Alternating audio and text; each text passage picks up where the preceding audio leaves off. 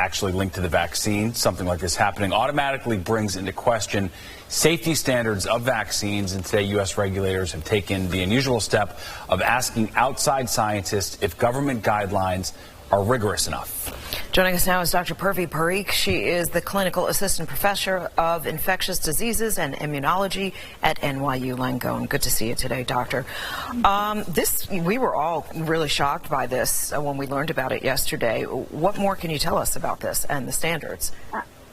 Right. It was quite sad. It was a 28-year-old doctor who passed away from COVID-19.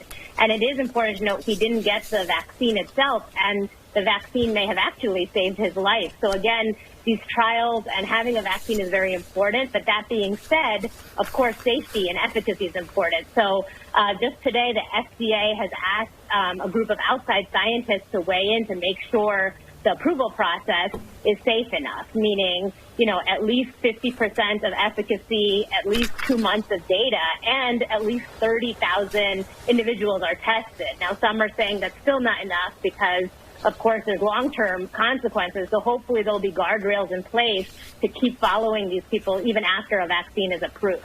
Right. I guess that's to ultimately make sure that when one is approved, people actually do take it and they're not skeptical of whether it's been rushed through or whatnot for political considerations. All right, let's talk about this. Can mouthwash protect you from the coronavirus? It's an idea that's been gaining some traction lately. This is sort of far removed from actually being put into play, but I guess there was some evidence that mouthwash can kill coronaviruses, which there are many, correct, but not COVID-19 in particular, in a lab setting. Right. Oral hygiene is very important for many infections, but what they looked at was other coronaviruses. So even the common cold is a coronavirus, but they didn't test COVID-19 specifically, and they also didn't really look at it in human subjects. It was in a petri dish type environment. So it would be interesting to see if it does kill COVID-19, but again, there's no downside to using mouthwash. Just don't think of it as an ultimate safety guard. And just like with hand washing, you do have to gargle for at least 30 seconds to kill any of those viruses or bacteria in your mouth. You got to hum staying alive. Exactly. With the mouthwash. All right, Dr. Purvi Parikh, we appreciate it. Thank you very much as always. Yeah. All right.